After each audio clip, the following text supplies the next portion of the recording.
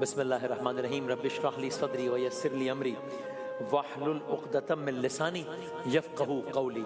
داستان سرکار دو عالم صلی اللہ علیہ وآلہ وسلم آگے بڑھ رہی ہے، تیزی سے آگے بڑھتے ہیں۔ طائف کے زخم ابھی تازہ ہیں، واقعہ آپ سن چکے۔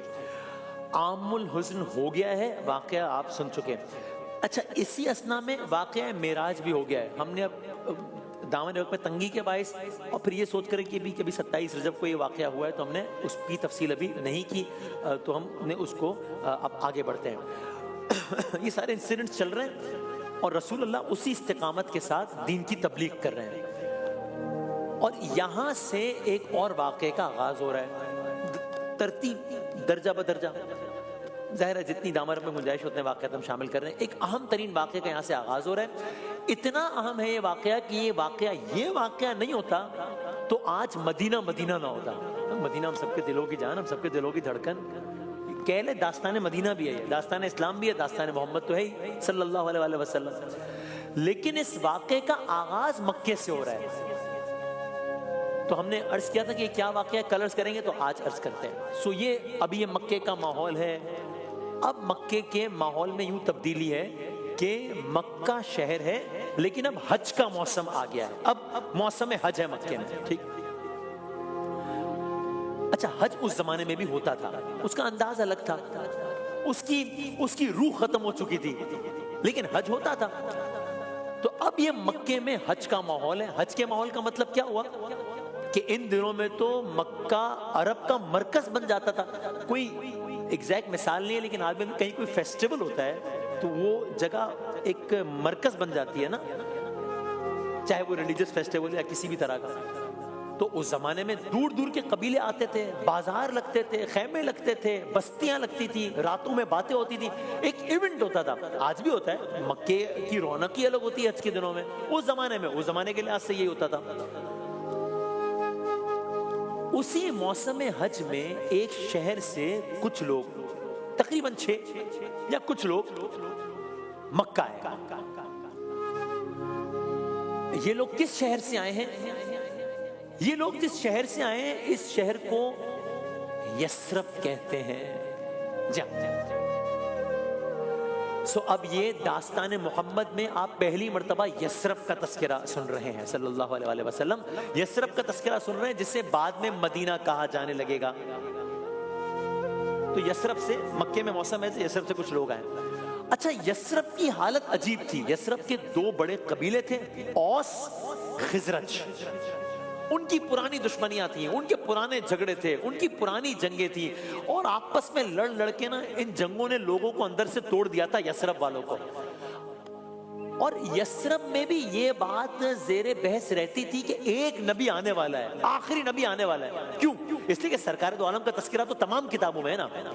تو قصہ مختصر یہ ہے کہ کسی طرح یثرب کے کچھ افراد، 6 افراد رسول اللہ سے ملے مکہ مکرمہ میں، اور انہوں نے سرکار دو عالم صلی اللہ علیہ وآلہ وسلم کی زبان سے قرآن کریم سنا۔ اب وہ کیا منظر ہوگا؟ مکے میں مدینے والے رسول اللہ سے تلاوت کلام پاک سن رہے ہیں۔ اس کلام نے کچھ ایسا اثر کیا ان کے دلوں پر، مطلب دل جیسے رک گئے ہوں، یعنی ان کو یہ لگا جیسے یہ الفاظ کسی اور دنیا سے اترے ہیں۔ تو کیا کیا انہوں نے؟ آپس میں سرگوشیاں کی، آپس میں صلاح مشورہ کیا۔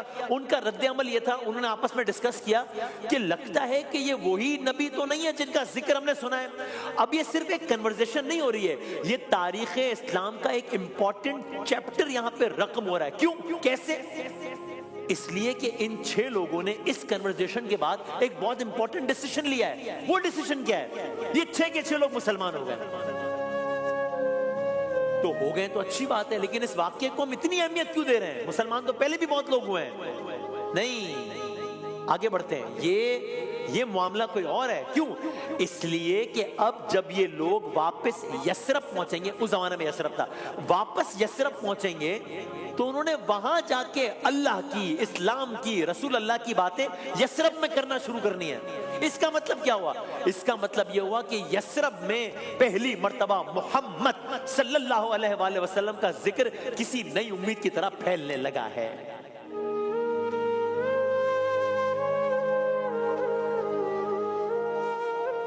ابھی تو یہ نیا چیپٹر شروع ہوا ہے بھائی، ابھی تو یثرب نے پہلی بار اس انداز سے محمد رسول اللہ کا تذکرہ شروع ہوا ہے. جملہ کہہ دوں، ارے ابھی تو یثرب کے نصیب کی بیداری کے دن آئے ہیں.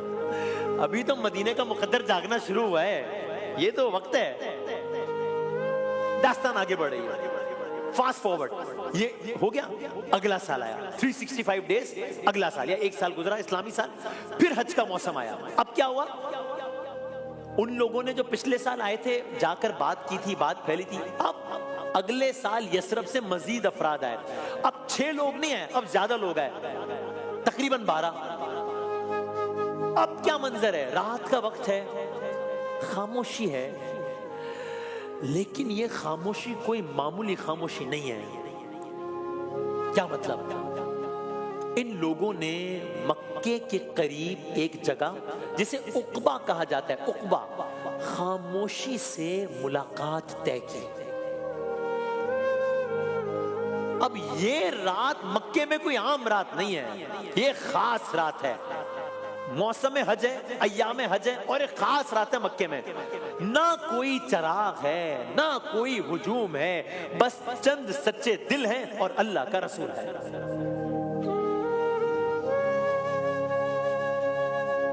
یہاں عقبہ کے مقام پر ان لوگوں نے رسول اللہ صلی اللہ علیہ وآلہ وسلم کے ہاتھ پر بیعت کی. عقبہ کے مقام پہ یہ اسلام کی تاریخ کی پہلی اجتماعی بیعت ہے.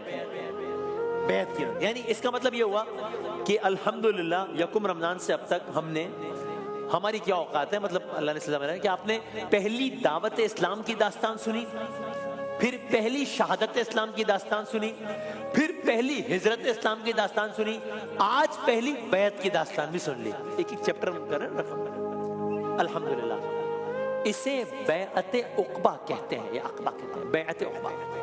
عقبہ کے مقام پر ہونے والی بیعت، اسے کہتے ہیں بیعت عقبہ اولا.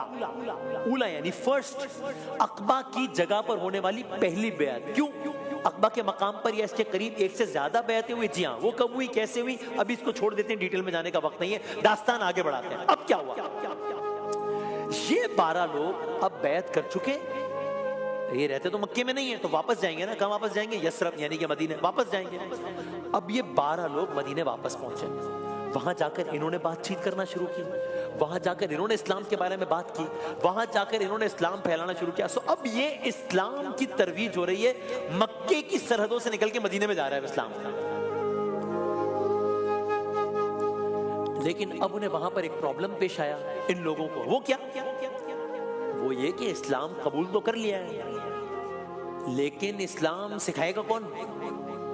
رسول اللہ تو مکے میں. تو اب کیا رسول اللہ انہیں سکھانے کے لیے رسول اللہ مدینہ جائیں گے؟ نہیں، ابھی نہیں. تو کیا یہ مکہ جائیں گے؟ نہیں، روز روز تو نہیں مکہ جا سکتے، اور کوئی کمیونیکیشن کا ذریعہ تو نہیں ہے نا کہ وہ احکامات لینے، ہدایات لینی ہے، کیا چیز کیسے کرنی ہے. اسلام قبول کیا تو کون سا کام کیسے کرنا ہے. تو اب کیا ہوگا؟ ان لوگوں کو گائیڈنس کیسے ملے گی مدینے والوں کو؟ کیا رسول اللہ خود بھی نہیں جا رہے ہیں، یہ لوگ بھی مکہ نہیں آ رہے؟ اب کیا ہوگا؟ عرض کرتے ہیں رسول اللہ کسی کو بھیجیں گے مکہ. جی ہاں، رسول اللہ کسی کو بھیجیں گے. اب یہ جس کو بھی بھیجیں گے، جن کو بھی بھیجیں گے، ان کا رتبہ کتنا بلند ہوگا نا. کسے بھیجیں گے؟ کنہیں بھیجیں گے؟ سرکار دو عالم صلی اللہ علیہ وآلہ وسلم ایک ایسی شخصیت کو بھیجیں گے، ایک ایسی ہستی کو بھیجیں گے جن کا اپنا بیک گراؤنڈ بھی کمال ہے.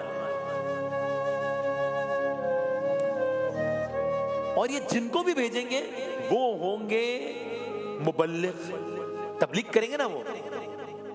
اور یہ جن کو بھی بھیجیں گے، ہم کہہ سکتے ہیں کہ ایک اعتبار سے مدینے میں اسلام کی تاریخ کے پہلے باقاعدہ مبلغ. جس کا مطلب کیا ہوا کہ ہم نے الحمدللہ پہلی دعوت کی داستان سن لی، پہلی ہجرت کی داستان سن لی، پہلی شہادت کی داستان سن لی، پہلی بیعت کی داستان سن لی، پہلے باقاعدہ مبلغ کی داستان سنیں گے مدینہ منورہ میں. یہ کون ہے؟ ایک کمال ہستی ہیں. یہ وہاں جا کر کیا کریں گے؟ ان کے ساتھ وہاں جا کر کیا ہوگا؟ یہ پورا ایک الگ باب ہے، اور اس باب کا آغاز ہم کل کریں گے انشاءاللہ.